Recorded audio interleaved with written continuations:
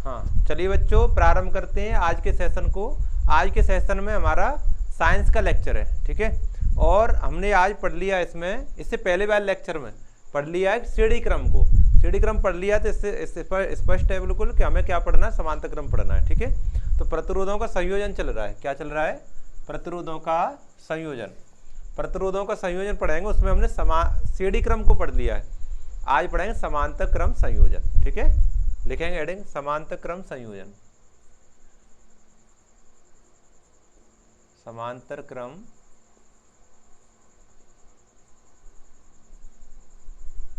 संयोजन,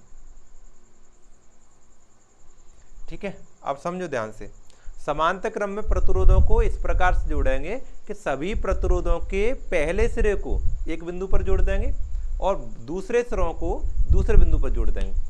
इस प्रकार क्या होगा? इस प्रकार सभी प्रतिरोधों में धारा का मान भिन्न भिन्न अलग अलग जाएगा, धारा का मान अलग अलग पहुंचेगा।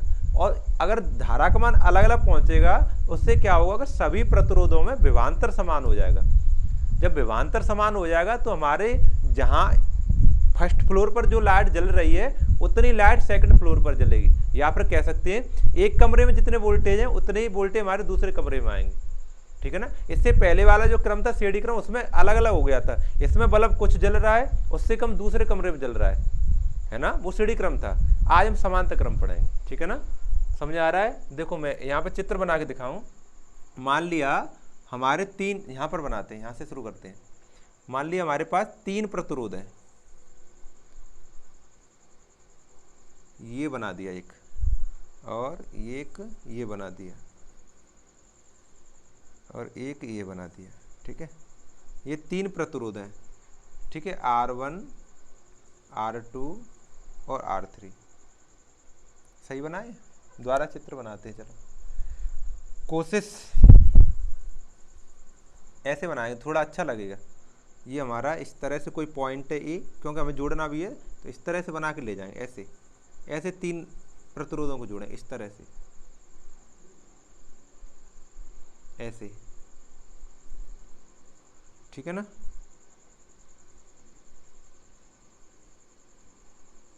इस तरह से जोड़ा और इस पॉइंट पर इसको मिला देंगे, ठीक है। देखो ये हमारा R1, ये R2 और ये R3, इस तरह से हमारे प्रतिरोध तीन जुड़े हुए हैं। इनको हम ए बी पॉइंटों से जोड़ दे रहे हैं।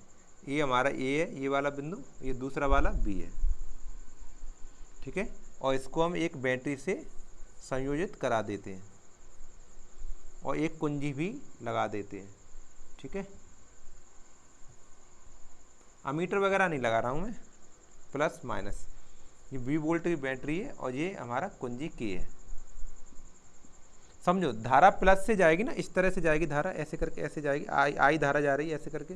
तो जैसे इस संधि पर पहुंचेगी तो धारा के लिए तीन मार्ग हो गए, तीन मार्ग है नहीं। तो पहले मार्ग में कुछ धारा जाएगी, है ना, दूसरे मार्ग में कुछ धारा जाएगी, फिर तीसरे मार्ग में कुछ धारा जाएगी। तो मान ले रहे पहली वाले मार्ग में I1 गई, दूसरे में I2 गई और तीसरे में I3 गई, ठीक है। ये तीनों इस तरह से धारा जाएंगे और यहाँ पर पहुँचेंगे, वही धारा बिल्कुल सेम I1, I2, I3, और इस संधि पर जाकर फिर मिल जाएंगे। और मिलने के बाद क्या बन जाएगा? I फिर बन जाएगा, तो ये वापस फिर आ जाएगा। ऐसे क्रम चलेगा, ठीक है ना। तो इसमें क्या होगा कि इसमें जो विभवांतर है ना, विभवांतर का मान समान बना रहेगा। सभी प्रतिरोधों में विभवांतर का मान क्या बना रहेगा? समान बना रहेगा, ठीक है। आगे बात समझ में? कैसे जोड़ेंगे? बहुत सरल है। इस संयोजन में प्रतिरोधों के पहले सिरे, दो पहले वाले सिरे एक बिंदु पर और दूसरे वाले सिरे दूसरे बिंदु पर जुड़े रहे, इस तरह से जोड़ना है ना। इस प्रकार के संयोजन में क्या कहते हैं, धारा का मान तो भिन्न भिन्न होता है लेकिन प्रत्येक प्रतिरोध में विभवांतर समान रहता है। अब उसके बाद हल करना शुरू करें, मतलब फॉर्मूला ड्राइव करना है। फॉर्मूले को क्या करना है? ड्राइव करना है। आपको पता है फॉर्मूला क्या होता है? वैसे कभी कभी पढ़ा होगा, 1/r बराबर 1/r1 कि पहली बार पढ़ रहे हो, ऐसा हमें प्रूव करके लाना है, ऐसा फॉर्मूला प्रूव करके लाना है, ठीक है। तो पहले इसकी हम परिभाषा लिखते हैं, यहाँ से इसकी हम सबसे पहले परिभाषा लिखेंगे, ठीक है। कैसे लिखें? इस नियम के अनुसार, लिखो मेरे साथ, इस नियम के अनुसार, नियम के अनुसार, इस नियम के अनुसार सभी प्रतिरोधों की, सभी प्रतिरोधों के कहाँ से लिखूँ, यहाँ से लिख दे रहा हूँ, के पहले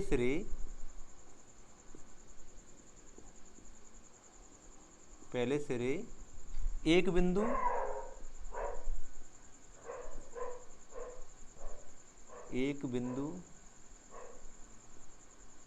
पर तथा एक बिंदु से तथा दूसरे सिरे दूसरे बिंदु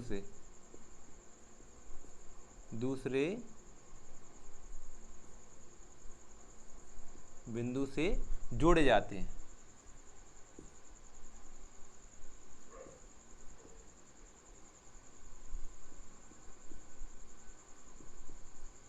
ठीक है, इस संयोजन में लिखो, इसमें तो ज़्यादा अच्छा रहेगा। इस संयोजन में सभी प्रतिरोधों के, ये यहाँ से थोड़ा मिटा के थोड़ा सही कर लो, मुझे नियम याद रहा है तो याद नियम लिख दो। इस संयोजन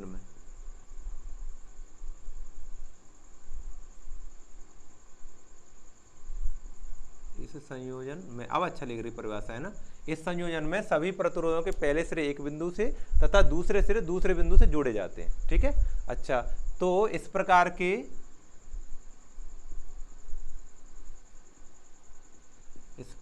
के संयोजन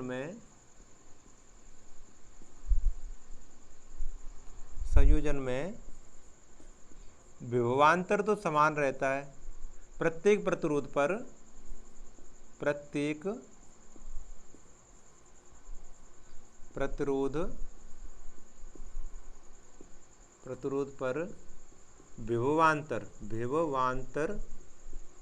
विभवांतर तो समान रहता है,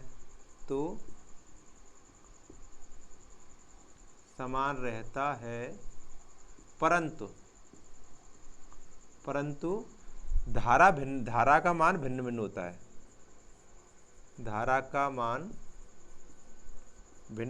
है।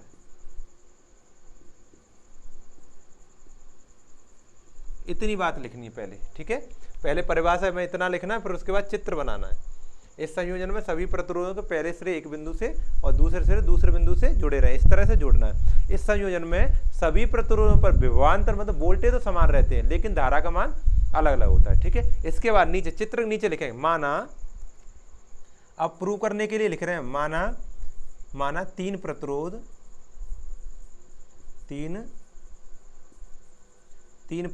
R1 R2 R3 R2 व R3, हाँ किसमें R1 R2 R3 हैं, ऐसे लिख दे रहे हैं, है ना, जिनमें बहने वाली धाराएं क्रमशः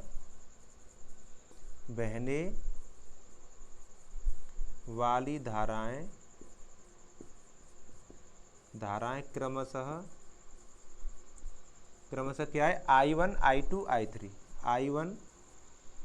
I2 व I3 हैं।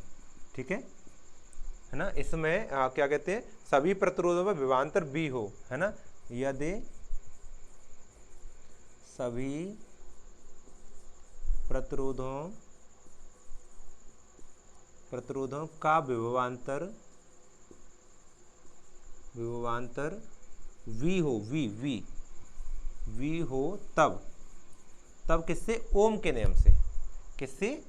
के नियम से प्रूव करना शुरू करें। ठीक है, कहाँ से करें, इधर कर दे रहे हैं। ठीक है, यहाँ से हम हल करना शुरू करें, तब ओम के नियम से, यहाँ लिखेंगे ओम के नियम से,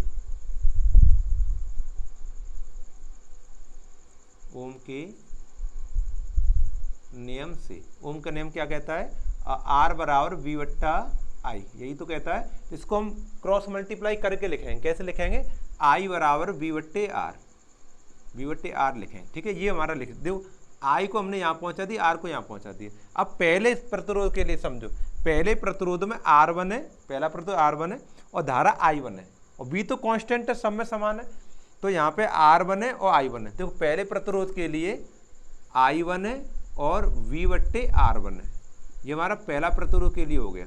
ठीक है, दूसरे के लिए देखो, दूसरे के लिए I2 है R2 है, यानी यहाँ पर I2 है, यहाँ पर तो हमारा I2 है और यहाँ पर V/R2 है। ये हमारा दूसरा समीकरण हो गया। ठीक है, तीसरा देखो, तीसरे प्रतिरोध के लिए R3 है और I3 है, तो I3 बराबर V/R3 हो गया। ठीक है, ये समीकरण हमारा तीसरा हो गया। ये आप लिखना चाहे लिख सकते हैं, ये पहले प्रतिरोध के लिए लिखा है मैंने। किसके लिए लिखा है? पहले प्रतिरोध के लिए, प्रतिरोध के लिए। ठीक है, और दूसरे ये है दूसरे प्रतिरोध के लिए, दूसरे प्रतिरोध के लिए। ठीक है, ये तीसरे प्रतिरोध के लिए।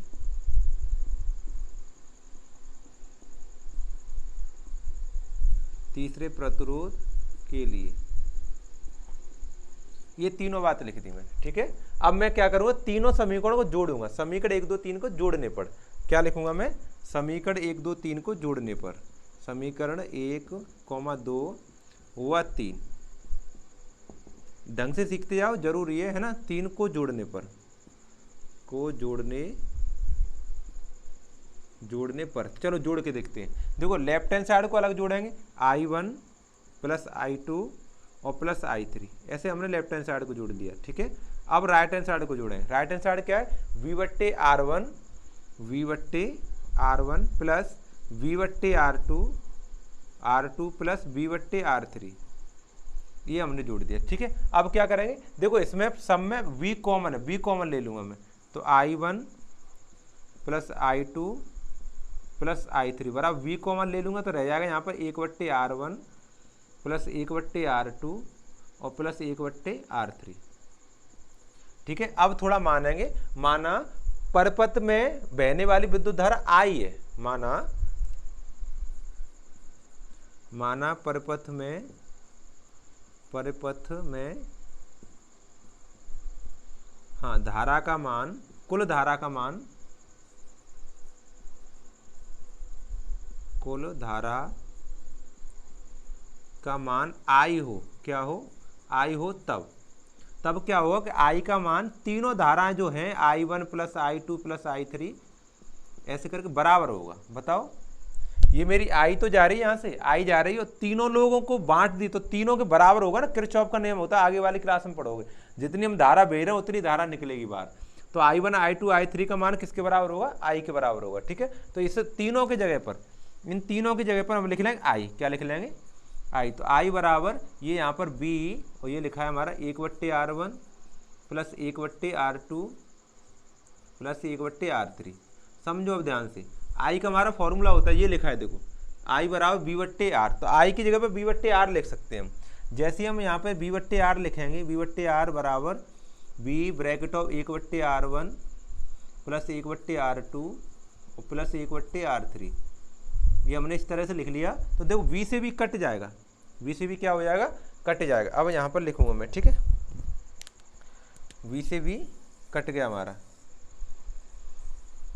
अब हमारा रह गया 1/R बराबर 1/R1 प्लस 1/R2 और प्लस 1/R3। यही मैंने फॉर्मूला बताया था पहले, बताया था अभी, इससे पहले प्रूव करने के लिए ये हमें प्रूव करके लाना। समांतर क्रम में प्रतिरोधों को व्युत्क्रम करके जोड़ते हैं। देखो इससे बात क्या स्पष्ट हो रही है, समांतर क्रम में अगर प्रतिरोधों को जोड़ना है तो हम उनका व्युत्क्रम करके जोड़ें, उल्टा करके जोड़ें। 2 है, 2 ओम है तो 1/2 लिखेंगे, 3 ओम है तो 1/3 लिखेंगे, 4 ओम है तो 1/4 लिखेंगे। ठीक है ना, 5 ओम है 1/5 लिखेंगे। बात समझ में आ गई।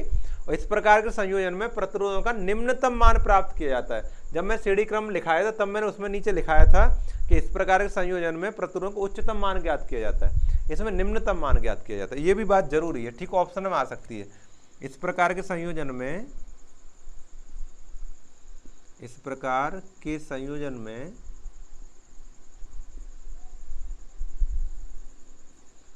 में प्रतिरोधों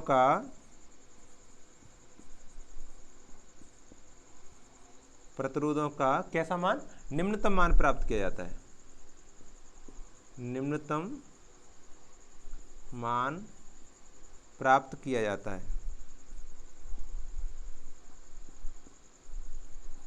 ठीक है ना, ये इसका पूरा कंप्लीट डेरिवेशन हो गया। ठीक है, आप एक बार में स्क्रीनशॉट ले सकते हैं या फिर आप वीडियो को बंद करके नोट भी कर सकते हैं। ठीक है, इसको आपको नोट करना है। इसके बाद देखो, इसका मैं 1-2 सवाल कराऊंगा छोटी सी वीडियो में, तो वो आगे वाला लेक्चर लूंगा मैं। ठीक है, इस लेक्चर में नहीं करा रहा हूँ, बाई चांस नहीं हो पाया तो अगले वाले लेक्चर में क्या कहते हैं, समांतर क्रम पर आधारित 1-2 क्वेश्चन है उनको करा दूंगा। ठीक है, तब तक के लिए हंसते रहिए, मुस्कुराते रहिए, पढ़ते रहिए। ठीक है, आनंद में, और हमारे वीडियो को फॉलो करते रहो, आगे पीछे देखते रहो। आगे पीछे वाली देखो, पीछे वाला छूट गया तो आगे तो हम करा ही रहे हैं, पीछे वाला रह गया तो पीछे वाला देखो। ठीक है, पीछे वीडियो पड़ी है उनको देखो। ठीक, तब तक के लिए।